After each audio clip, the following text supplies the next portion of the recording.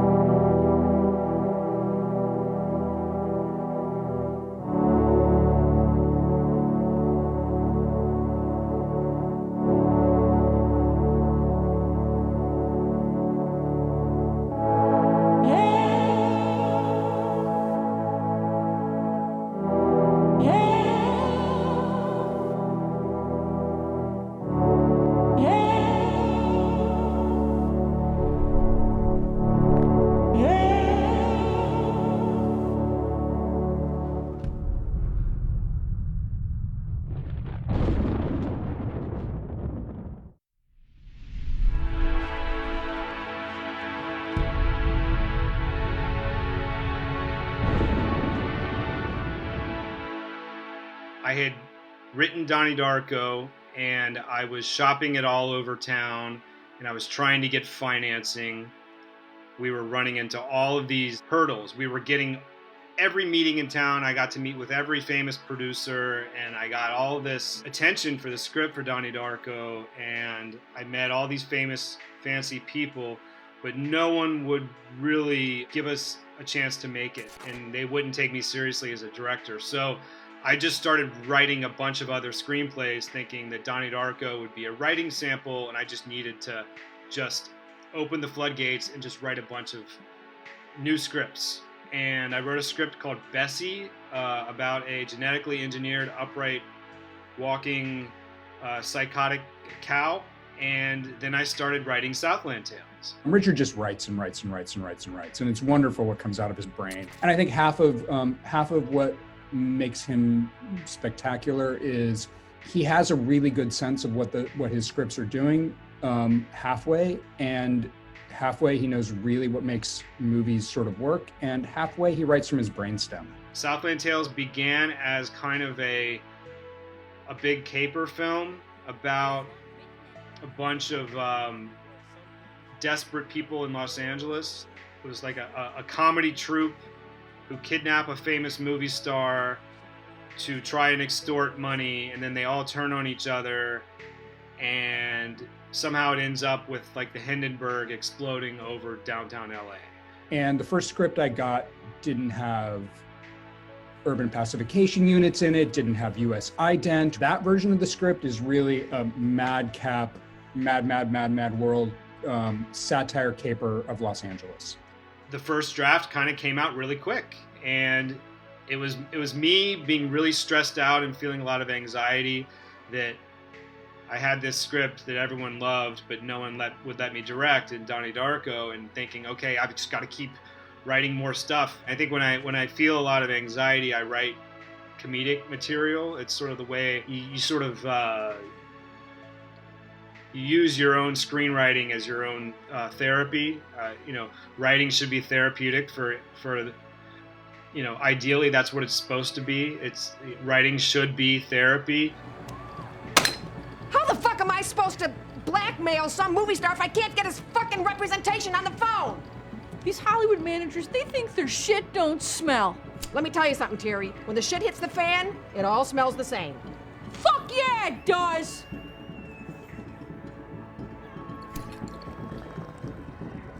I don't know what it is you've done. You have to promise me that he won't get hurt. He's not the person you think he is. And then going into summer of 2000, I went off into production on Donnie Darko.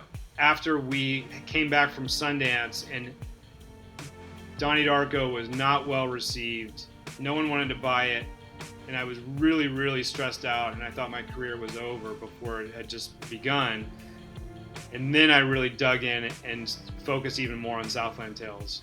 And it was like the Hindenburg exploding over downtown LA was like, that was Donnie Darko at Sundance. It felt like we took this blimp into Park City with this big fancy movie, and then the critics and the distributors at Sundance like shot a rocket launcher and just blew it up.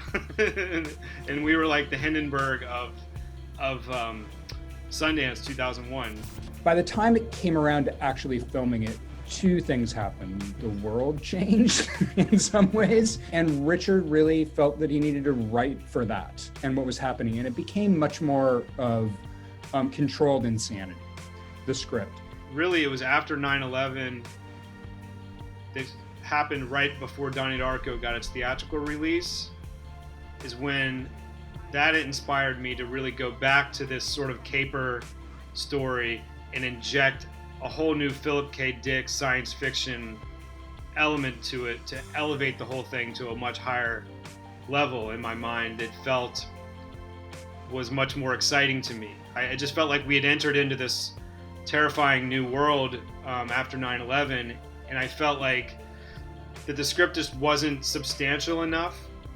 And I think there was, people who thought the original version was just fine the way it was, and that I was overthinking it and I was adding too much to it. That's what I tend to do, is I tend to overthink everything. My dad, when he worked at NASA, he would call it scope creep. When the scope of a project keeps creeping outward and outward and outward and outward, that's what I do, is I make things bigger and bigger and bigger. And so it's always a challenge for me to rein it back in and make it producible. Looks like the nervous breakdown of the century. Too bad it's an election year. Nothing that an 8-ball, a porn star, and a tattoo parlor can't handle. As the script got crazier and crazier, what became clear to me is sort of stringing these things together. They needed not to have a common visual core. They needed to be as varied as the tones of each of these scenes that he was writing was. The movie, it all looks like the same movie, but the tone of it needed to change drastically. There were scenes where we needed to be restrained. There were scenes that we needed to be totally crazy.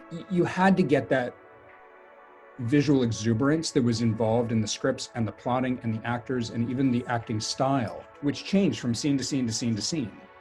You needed to reflect that in the visual world.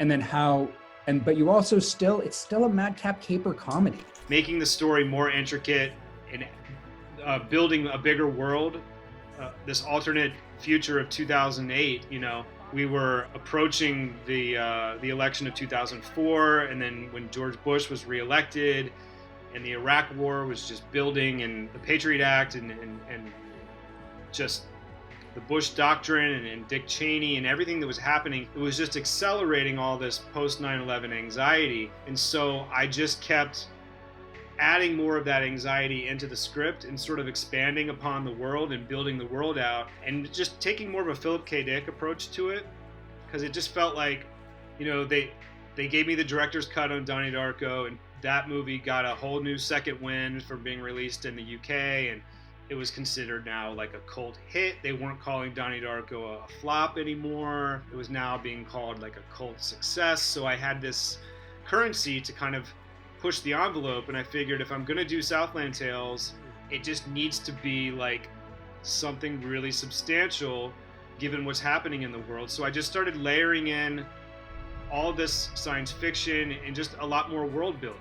I'm not someone who just wants to make a movie that you watch once and then that was fun and then you move on and you never think of it again. I don't ever want to make a movie like that. I want to make movies that people watch over and over and over again, and they just keep thinking about them. And then, I want the movies to age well.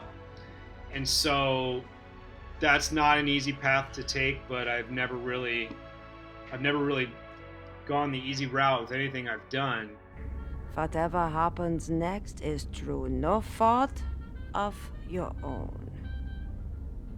We have read your screenplay. The power.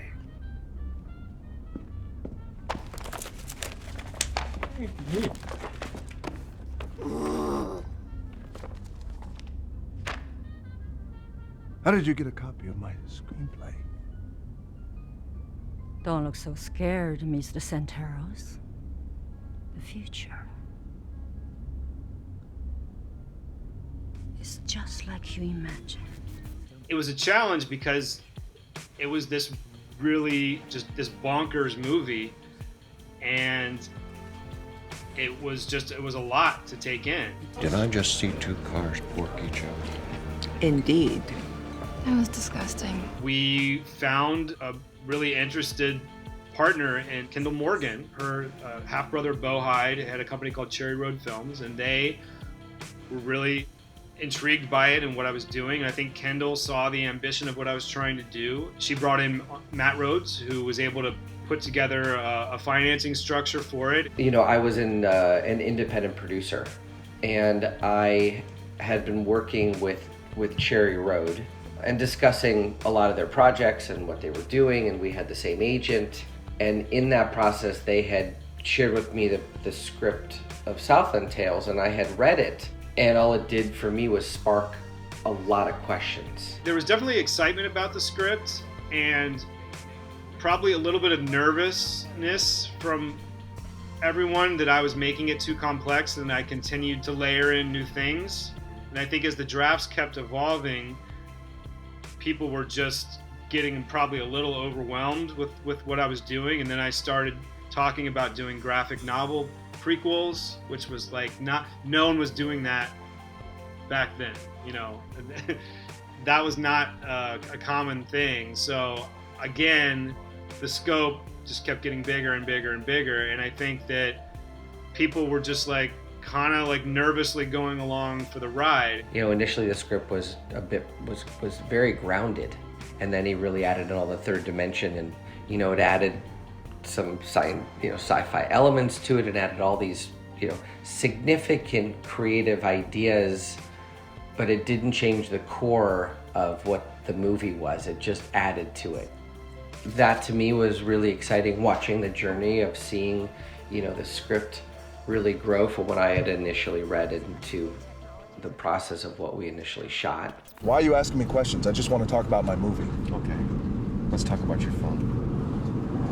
What's it really about? Grid 90094, Playa del Rey.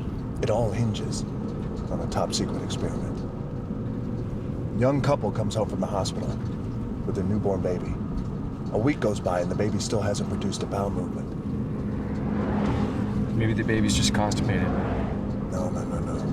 This is a very special baby. This baby processes energy differently. Every time it farts, it creates a small earthquake.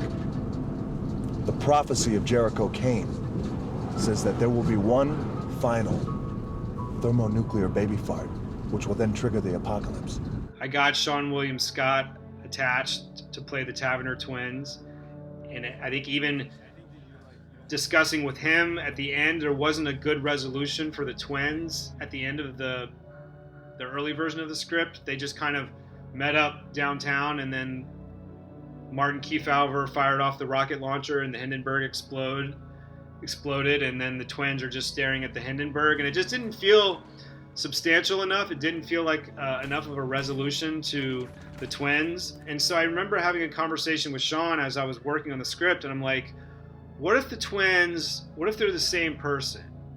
And he went really quiet on the other end of the phone because he wasn't quite sure what I was talking about. And then I just had this idea of like, what if that's the trigger to the whole thing, and there's this whole new science fiction layer that ties Boxer and the twins together, and it's this bigger Philip K. Dick science fiction thing where the twins are actually the same human being, and Boxer is also a doppelganger, and it just felt like it had so many more meaningful layers if I added all of those elements into it. Jericho Kane! The information that I've uncovered could get me killed, but it was a risk I was willing to take. The fate of the world depends on you, Jericho. Yes. You must board the Mega Zeppelin. The secret you are looking for is hidden in the Baron's private chamber.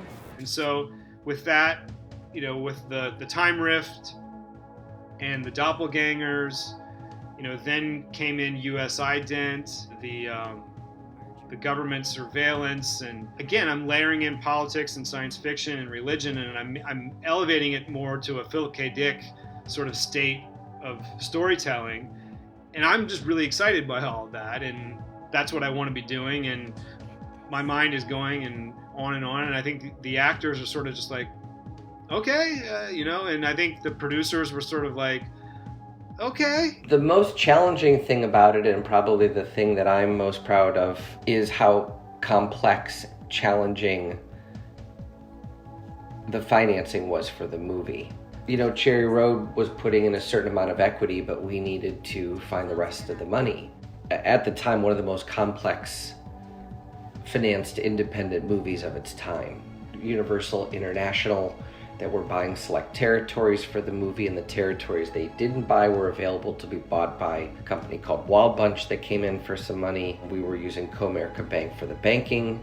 Another sales company was also involved as a backstop against the loss for a few territories. So it was quite a financing structure. So that was about 6 months from that point forward. So it was like this really wild, complex, Trivial Pursuit pie of financing that got us about $17.5 million to make this crazy ambitious movie that probably needed about 3 times that amount of money to produce. But we got $17.5 million to make this completely insane movie. The solution to that in Richard's brain is never to cut anything. It's to re-envision things in a way that have a tendency to be a little crazier. He is a smart filmmaker.